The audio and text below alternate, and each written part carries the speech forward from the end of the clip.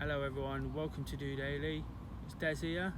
Hope you're having a great weekend. Hope you're enjoying the sun. It's finally back out. In the coming weeks, what I'm looking to do is deliver a brand new feature on DOdaily, the Sunday Social. An opportunity for me to interview really inspirational, motivational and passionate people who share the same enthusiasm for me about encouraging others to take part in physical activity and reap all the benefits that bring, particularly mental health, something I feel really strongly about, and my guest today, as you will see, also feels really strongly about it. You will see, I'm actually stood on the banks of the River Trent. The guy I got the opportunity to interview last week gave me a real buzz because it's somebody I've watched growing up over many years.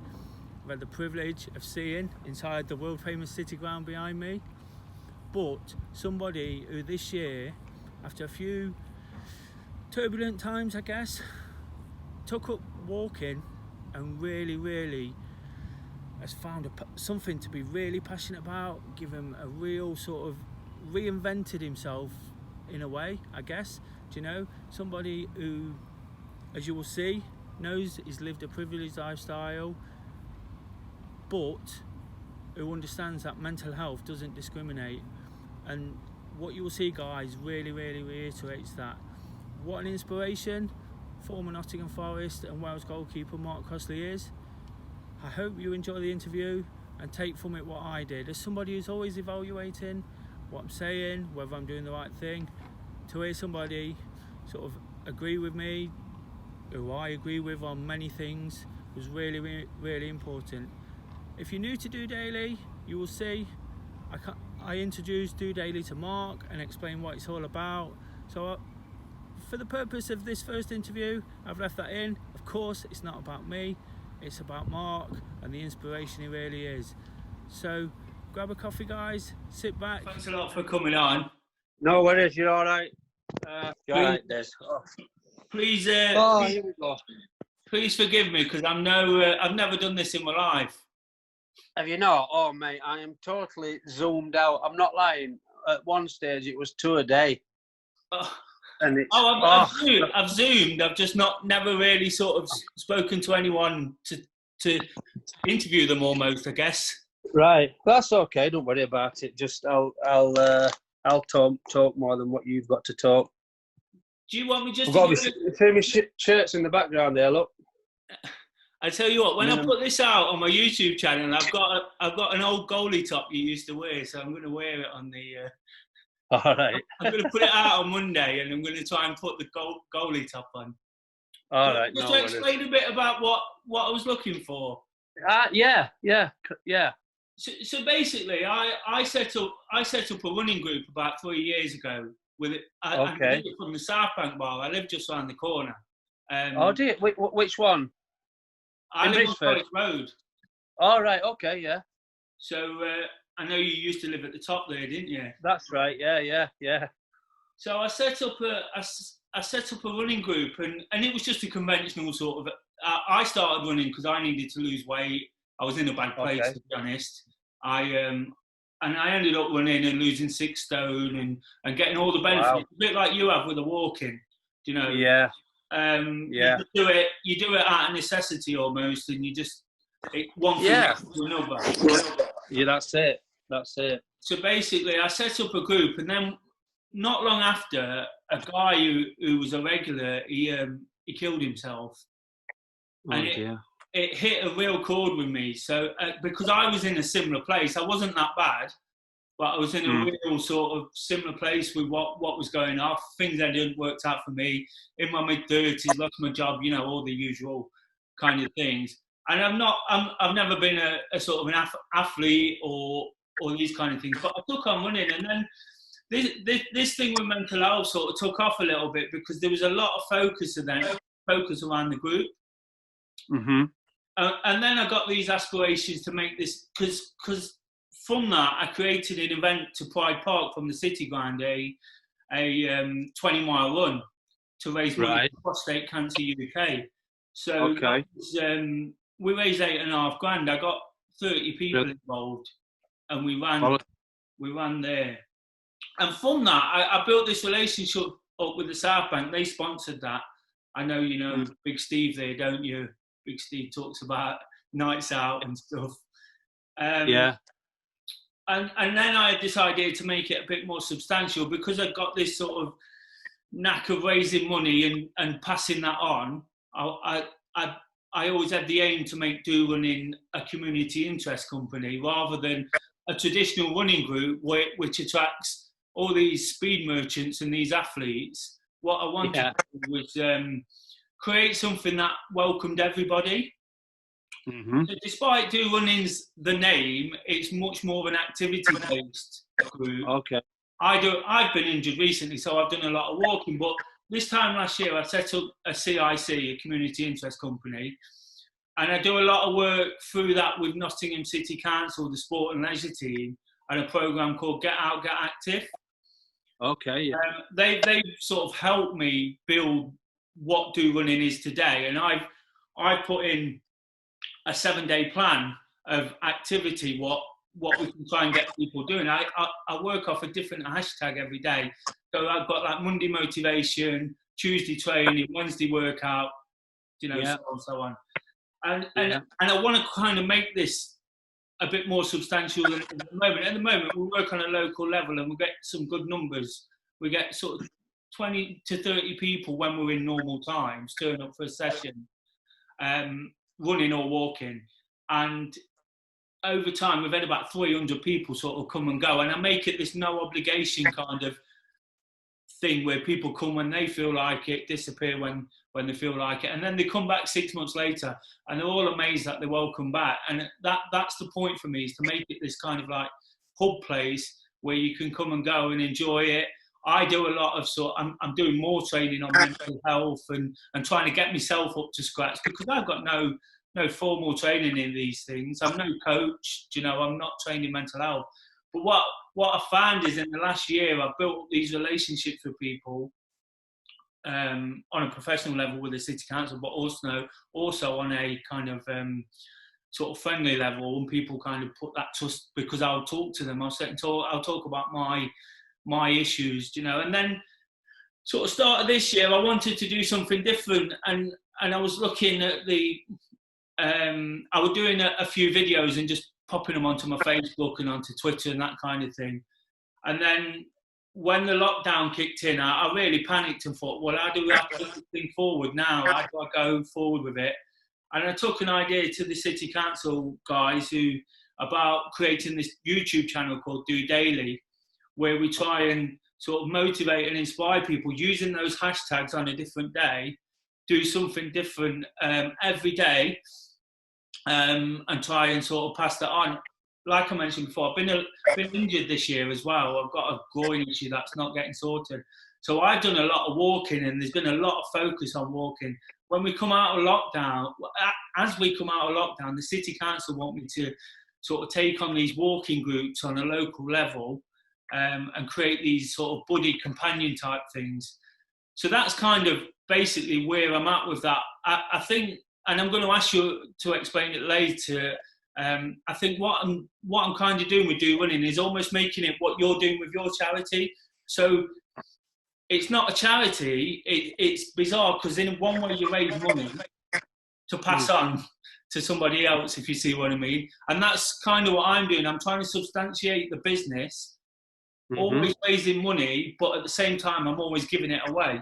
I don't actually take anything from it at the moment. I'd like to make it sort of sustainable. I still work part-time just to sort of fund what I'm doing.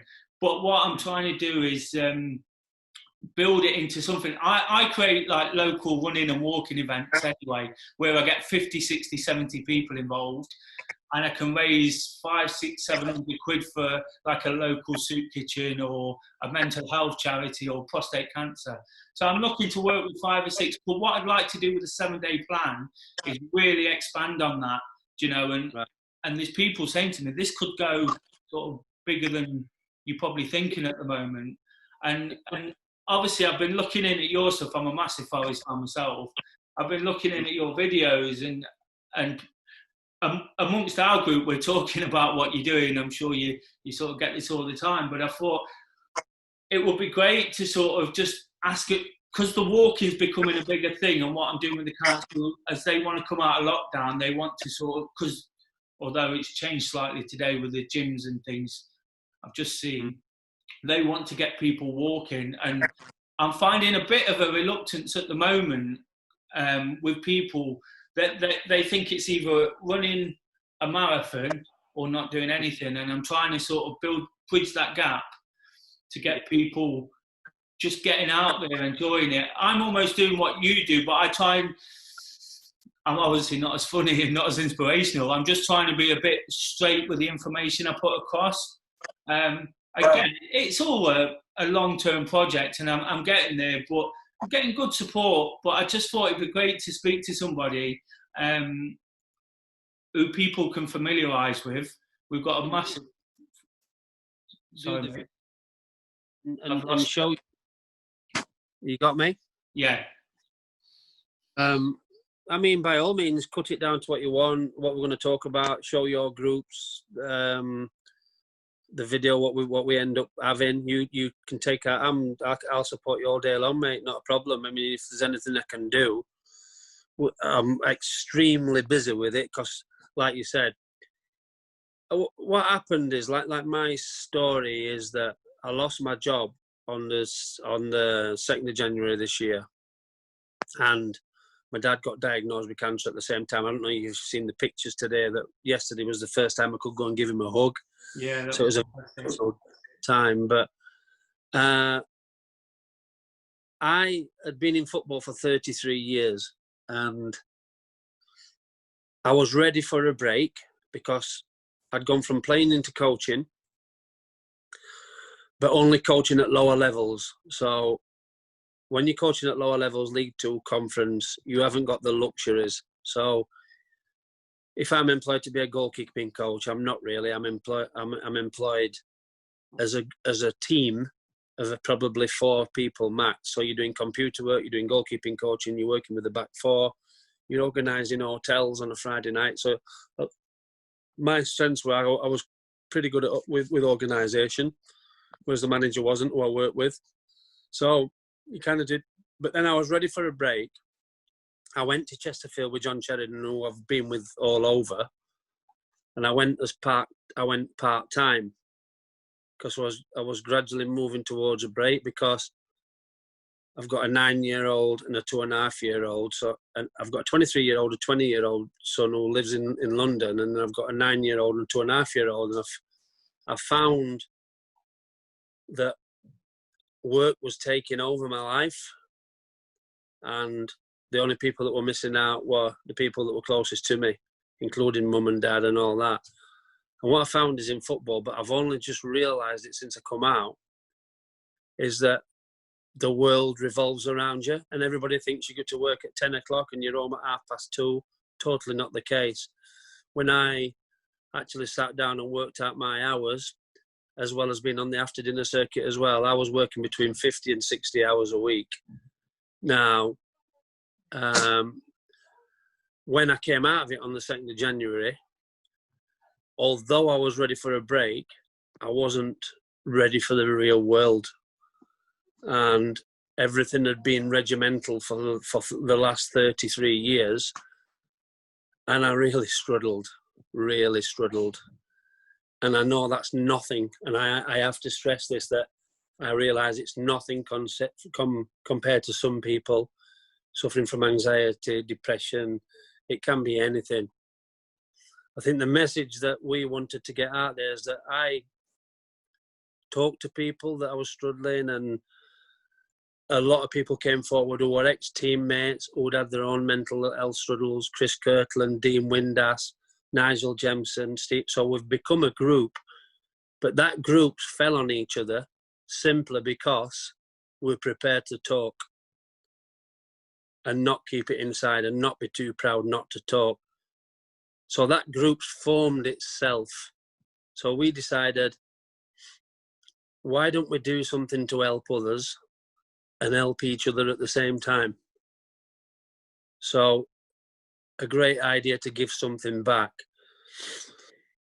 So I started walking. A friend of mine, a local pal, said to me, why you come for a walk with me, big man? I can see you're not yourself. You're not your usual jolly self. You're a funny guy, but I'm seeing some differences in you. Come and have a walk, and I went for this walk, and I said, how far are we going? He says, well, we'll do it between 7 and 8, 9, 10 miles. I went, are you mad? I'm not walking that far. Anyway, I did it, and I instantly fell in love with it. And then I started to go out on my own because I love music. I started listening to music. And then I started sharing my walks. Somebody said to me, don't you say brilliant a lot? Whether that's just a thing from where I'm from or whether he said, oh, you say on them videos, you say brilliant a lot. He went, I've got something for you. I went, what? He went, #walking's brilliant. I went home and I thought about it. I thought, do you know what? That is brilliant. That is Mintonius. I've developed all these words, Mintabulous and all that. And people have responded to it.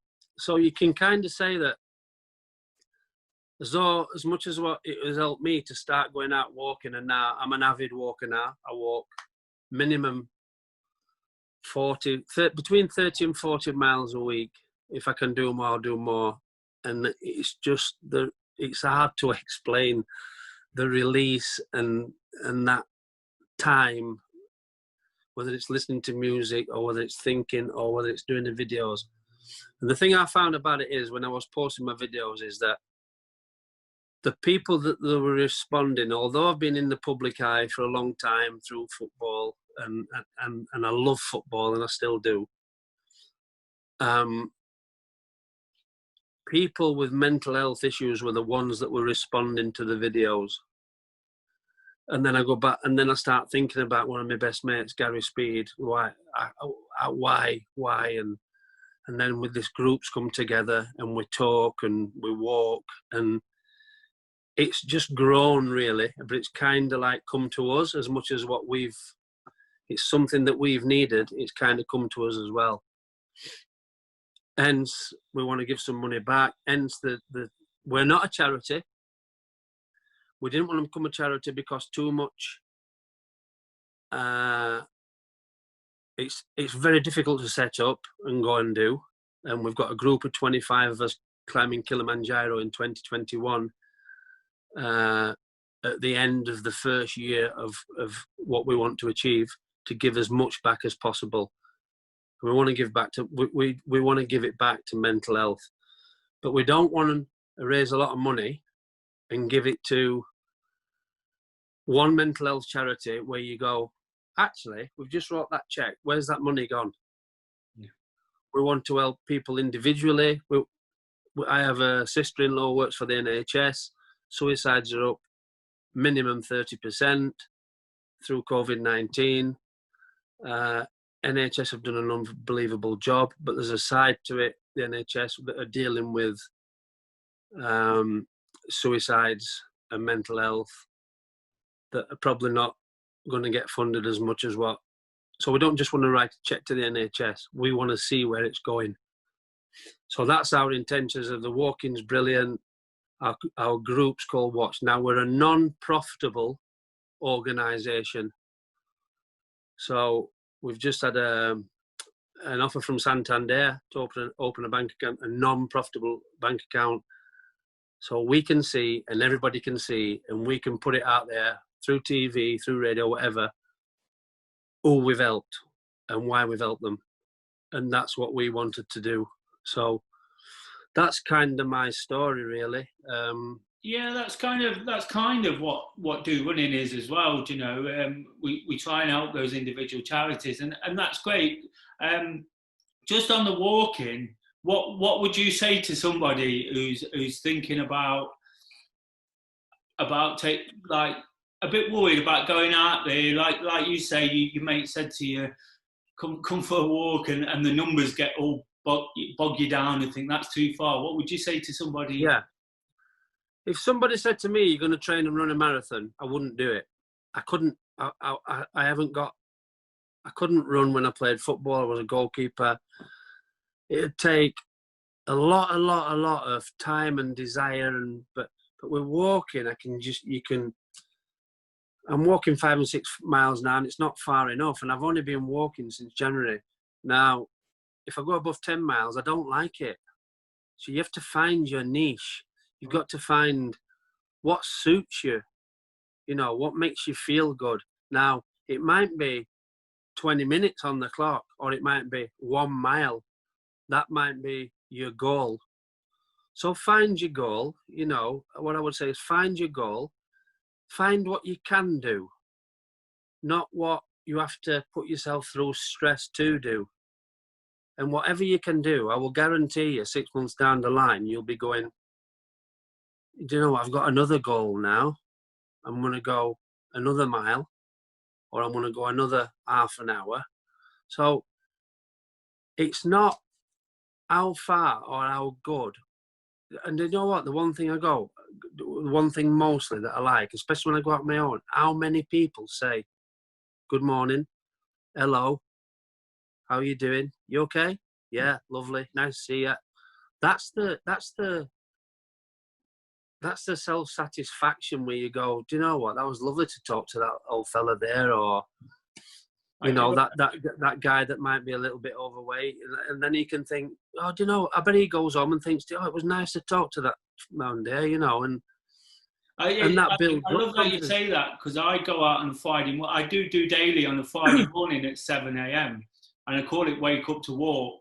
So it's at 6 p.m. during the week, and then on a Friday it's at 7 a.m. and I go around the city grinding onto the River Trent. And talking to the people, that's almost the best part of it, isn't it? And seeing what you're doing, and what you said there about it's not about how far you go or how fast you go. That's exactly what I encourage, whether it's running or walking.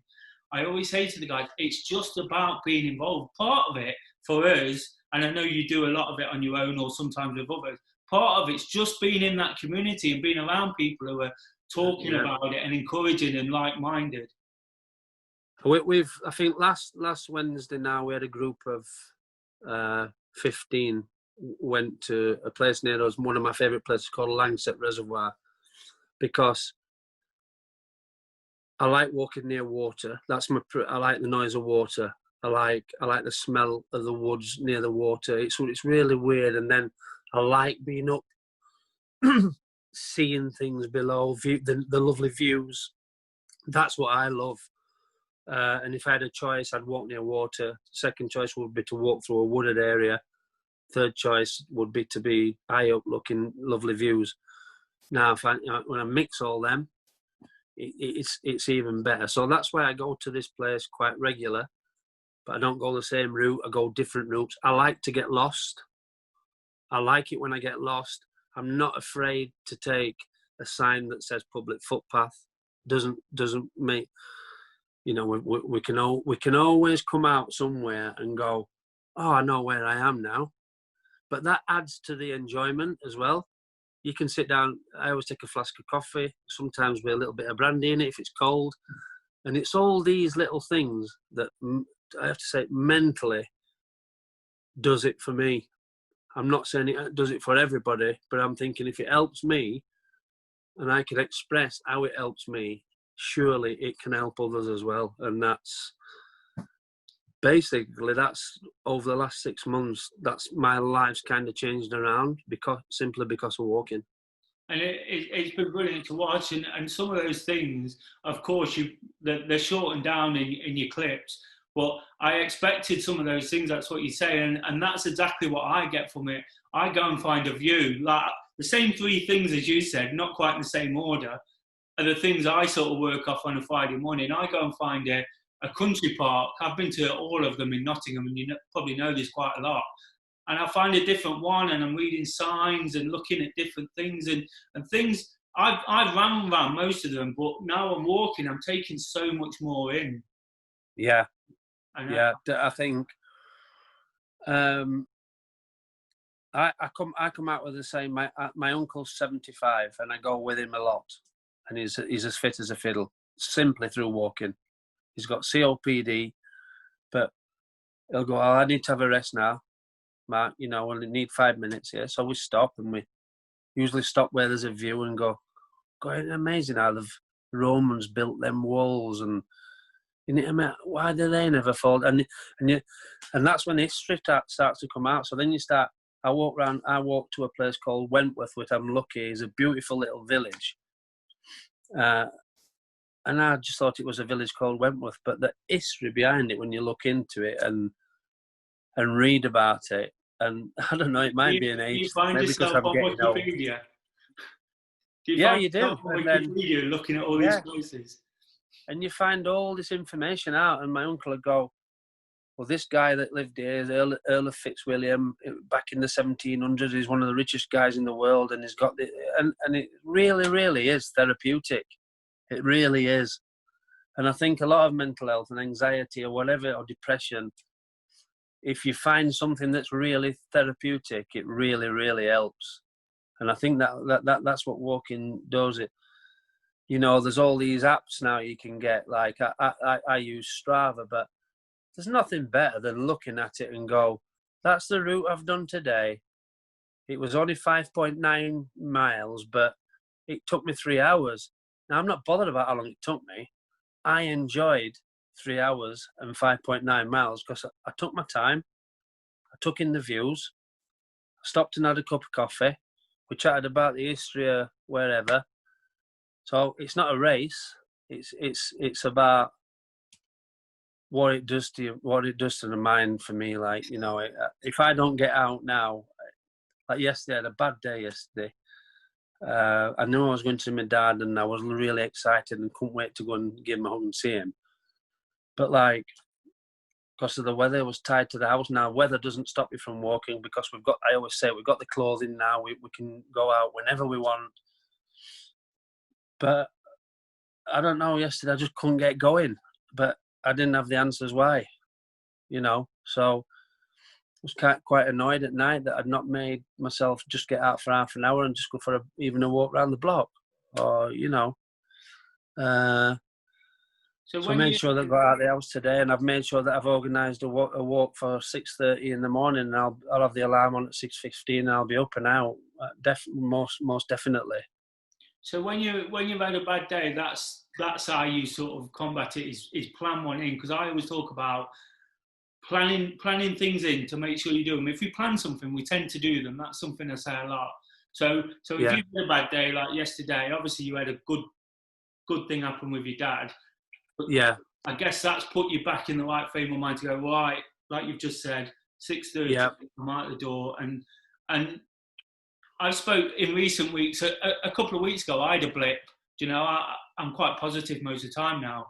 But just by planning things bit by bit, I got myself right back into a good frame of mind. And I guess that's the way you look at it too. I think structure is a massive word, and like, I know my mate Dean Windass is like beds made, pillars on top. That's the start of his day. Now he's suffered worse than what I've suffered. He's quite open. He's tried to commit suicide twice. He wouldn't even mind me saying it because he's prepared to talk. Now his thing is beds made, pillars on top, starts my day, and then he exercises, a massive thing for him.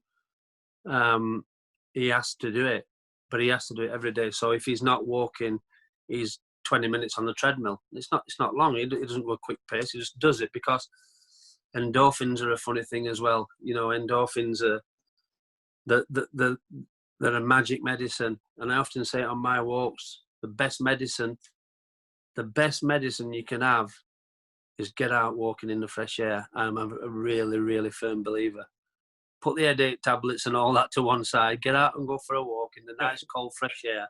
That will clear your mind, without a doubt. I've noticed on your videos, Mark, like, and this is, I don't mean anything by this, because I have exactly the same thing. Your wife doesn't walk with you that much, and my girlfriend, she runs, she's part of the running group, and that's how I met her, but she won't walk at all. No. Is it a reluctance? Or no, she's, well, since I lost my job, like, COVID-19 almost straight upon us. And then my wife's always done boot camp twice a week when she can fit it in because of the kids and everything else that's going on around. we have made a conscious effort now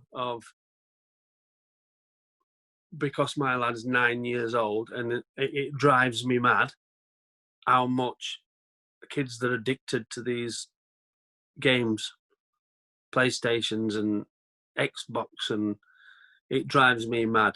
You might call me old-fashioned, but don't mind it. But I can't stand the amount that they actually do it. And there's been a few blips where swear words have come out, and you try and explain, well, if I did that, my dad would have severely punished me if I said that word. But it's the games. It is the games. I am convinced it's the games. So you kind of like, I kind of think like, this is bad parenting. I've got to get him out, because he's in an age group now where he's 9. He didn't go back to school. So in September, he will have had 6 months off, and he's really, really suffered from it. And I see a change in him mentally as well, which he obviously doesn't realise, not enough, but I see it, I spot it. So we now make a conscious effort that we get out. It's not even a mile, because we've got a 2.5-year-old. He's not going to walk very far, but we get out and we do a mile. Not every day, only when she feels like it, but we make more of an effort, a conscious effort, to get out as a family and go for a walk. You can totally understand that. We've already spoken about Zoom and the fact we're all zoomed out. You know, it's an absolute nightmare, this thing. And obviously the current situation is, it's getting to everybody in their own ways, and we're all trying to deal with it differently. So I think it's really good of you to mention about the computer games, because I totally agree. I don't even watch the TV anymore. I refuse to put it. There's a bit of football on in the background now, and that's what I love. But I refuse to watch anything, because I'll either put the radio on or I'll go out and walk, because this whole thing is just a nightmare. But it is. Without that exercise and that activity, and yes, it takes time, but it's totally worth it. The endorphins you talk about are just. It makes you feel better. We went out today. We didn't go out for long because the weather's been that. We've been out. We've come out, but you're kind of refreshed when you actually walk back in through the door.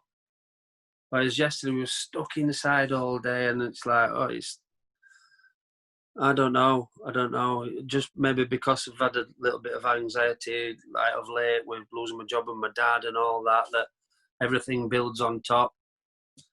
And then things can get on top of you, you know. And I think the good thing is, Chris Kirkland's a big believer in this, who's in our group.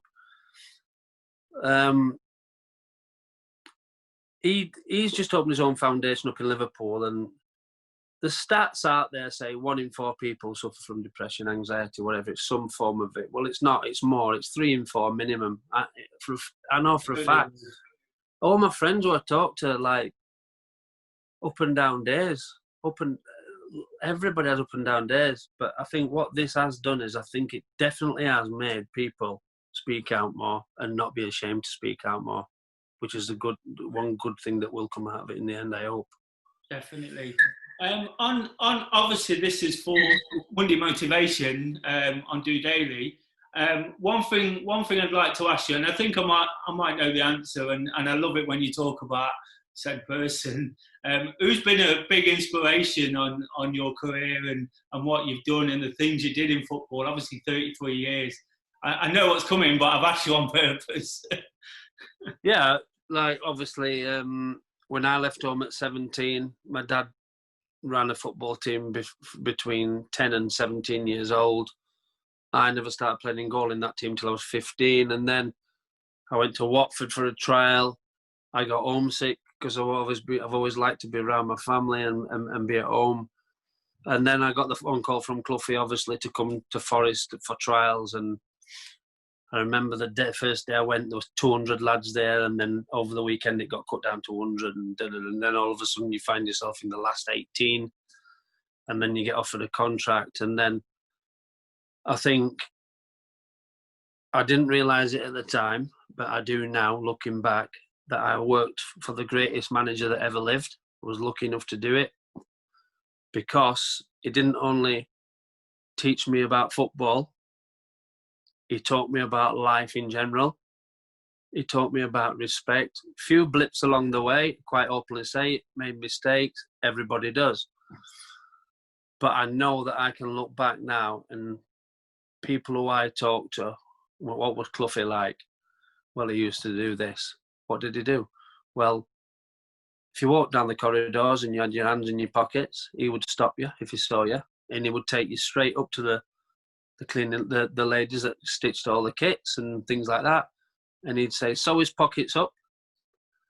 So you'd stand there, you'd take your trousers off, and you'd literally sew your pockets up. Young man, don't talk to me with your hands in your pockets. It's disrespectful. So that's something that will never, ever, ever leave me. And then little things like coming into work, not clean shaven, like you couldn't be bothered one morning. Send you home. Just send you home. Just say, see you tomorrow. Look scruffy, play scruffy. And all them little things. Shaking hands was a big one for me. When I shake hands with someone, they know that they've been in a proper handshake. It's a big grind of mine. When I shake hands with someone and they don't mean it, straight away I'm thinking he hasn't got any respect for me, can't look me in the eye. Give me a proper handshake, give me some eye contact, and there's the respect, and you'll get it back.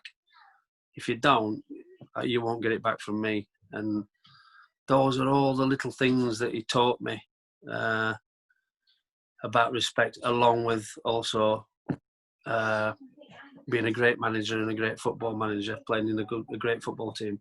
Of course, I walk along the path to the river and behind the Brian Clough stand, and the amount of pictures I take of my walking with that on my shoulder and point up to it, it's just, yeah.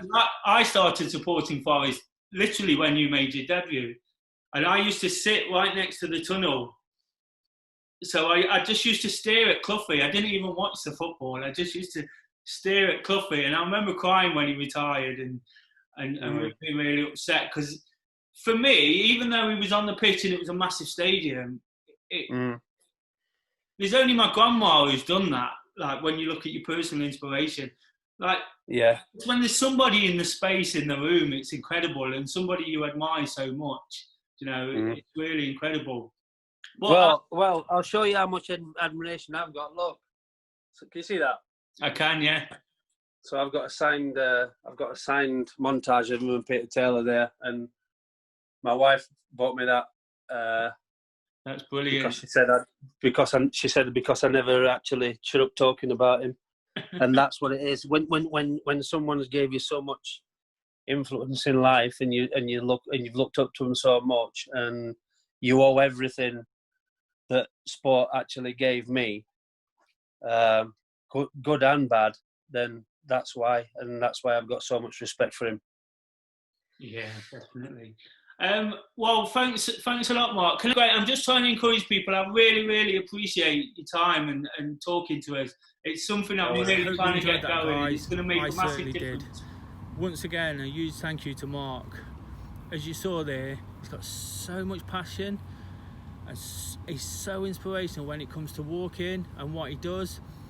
Please check him out at Big Norms on Twitter. The videos are unmissable. Such a funny and inspirational guy. You wouldn't want to miss those. So give him a follow. Follow Walking's Brilliant. Some great merchandise you can look to buy as well to support the charity. Personally, I think it's the least I can do. Having him given that time to me, it's definitely put a spring in my step. It's sort of, just for me personally, it's given me that drive to sort of keep moving forward, keep delivering the message, keep encouraging people to take part. So if you liked the Sunday Social and what we're doing on DOdaily, please subscribe to get all the latest notifications. Give it a like, give it a share on social media. All we're trying to do here is offer a friendly, honest and relatable space, I guess, to help people reap the benefits of physical activity and feel good about themselves. Nothing too much, nothing too preachy. So for now, guys, enjoy the rest of the weekend. Just doing it.